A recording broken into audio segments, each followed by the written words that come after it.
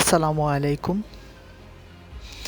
আমি এই মুহূর্তে যে জায়গার দৃশ্যটা আপনাদের সামনে তুলে ধরেছি, এটা হচ্ছে ছাতক থানার বৌলা গ্রামের পূর্ব দিকে সুরমা নদী প্রবাহিত সুরমা নদীর পাড়।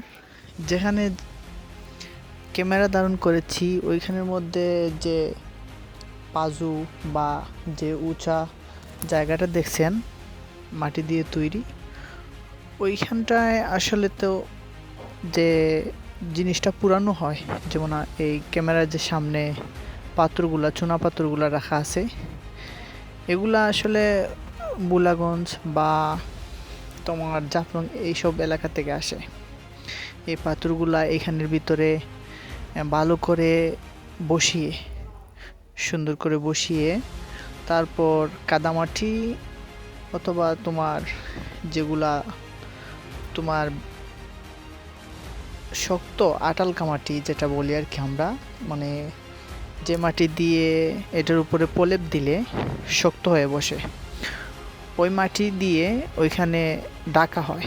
নিচ দিয়ে যে গাছ বা এই যে আশেপাশের যে গাছগুলো দেখা যাচ্ছে বা লাকড়ি বলেন, এইসব এদিকে ঢুকানো হয়। এদিকে ঢুকিয়ে খুব আগুন দেওয়া হয়, যেটা মানে প্রচুর পরিমাণের তাপ থাকে। কাঁচা এবং শুকনা একসাথে মিশ্রণ করে যে আগুনটা দেওয়া হয়, সেই আগুনটা মূলত অনেক পাওয়ার থাকে। ওই প্রায় 700 ডিগ্রির উপরে হবে মিনিমাম।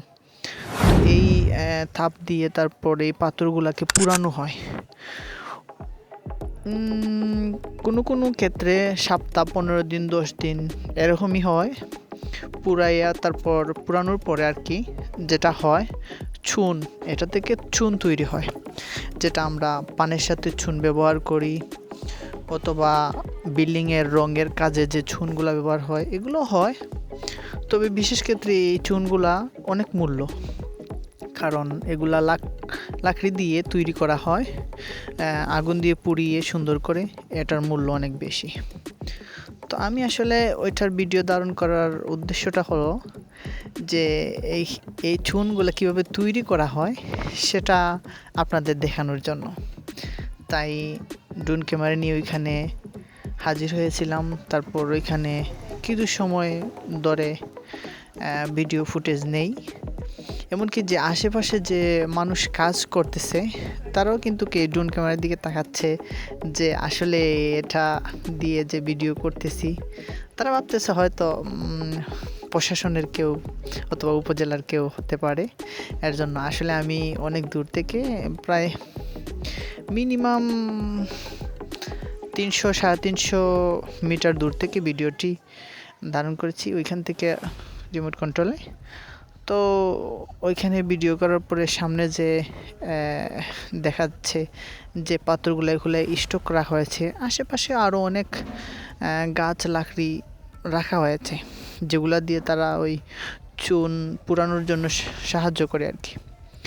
তো শুধু আমি যে এটা চুন আপনার করছি, যেটা ফাজু ভিডিও করেছি, এটার আশেপাশে আরও আছে। তো অন্যগুলো আমি ধারণ করেছি, খুব সুন্দর লাগলো তার জন্য। আর ওইখানের যে মানুষ সবাই কিন্তু তাকিয়ে আছে।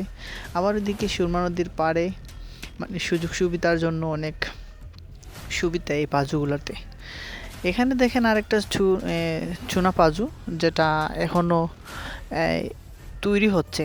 তৈরি বলতে এটা চুন নামানো হয়ে গেছে, নামানোর পরে আবার নতুন করে ওইখানে কাজ চলতেছে তৈরি করার জন্য। যেমন এখানে যে মিস্ত্রিগুলা কাজ করতেছে, মাটিগুলা খনন করতেছে, এমনকি মাটিতে করতেছে, এখানে কাজ করবে এরা।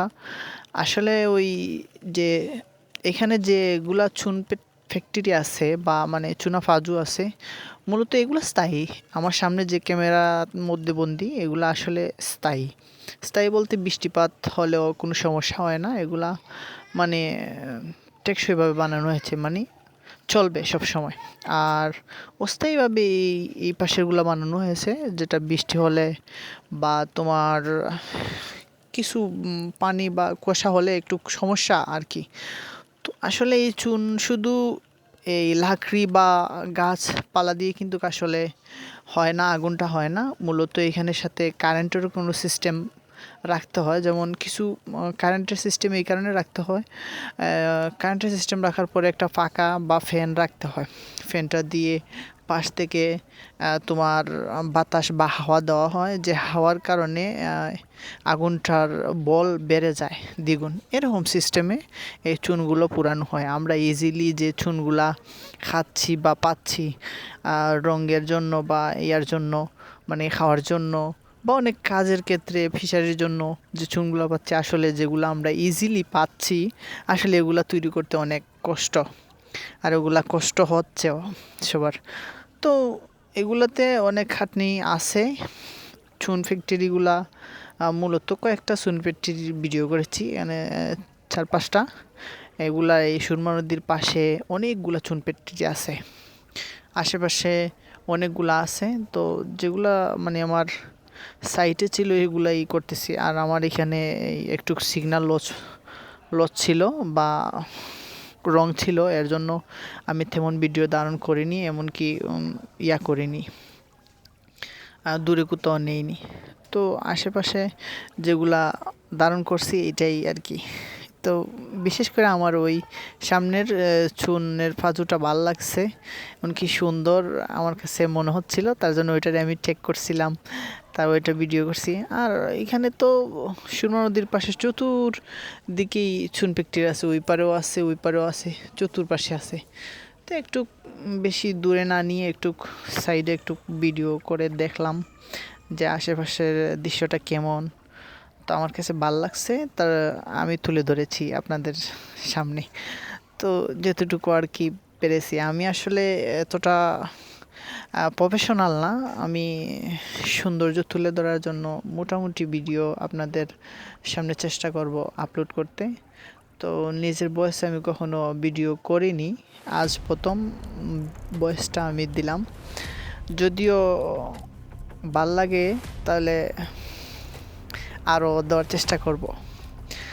তো এখন যে ভিডিও মানে এখানে আসতেছে সামনে, এগুলা সবগুলাতেই মানে মোটামুটি যে আমার কাছে ভাল লাগছে, এমনকি দৃশ্যটাও ভাল লাগছে, এজন্য একটু ভিডিও করলাম। চাইলে ওদিকে ওই পারেও অনেকটা দূরে নিতে পারতাম, কিন্তু নেইনি, আমার সিগন্যালটা লো ছিল।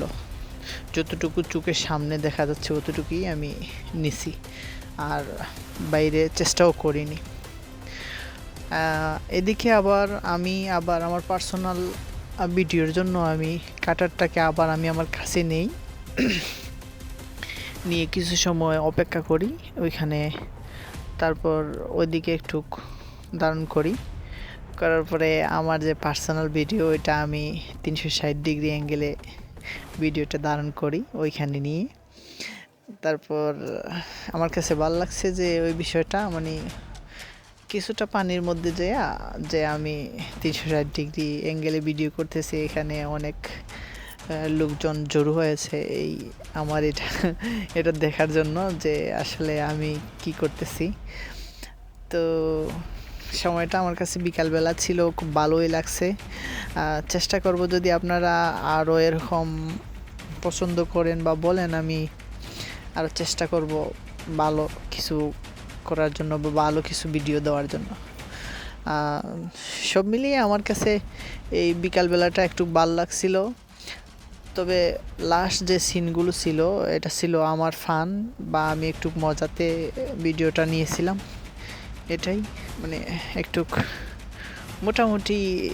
এই দৃশ্যটা করার পরে আমি রিল্যাক্সে চলে যাই, আমার ব্যাটারির চার্জটাও অল্প অল্প করে কমে আসতেছে, কারণ আমার যে ব্যাটারিটা ওইটার হেলথ প্রায় অনেকটা কমে গেছিলো।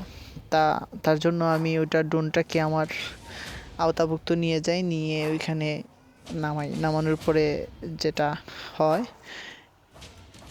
এখান থেকে এখানে নামানোর পরে শেষ। আপনারা দোয়া করবেন। আসসালামু আলাইকুম।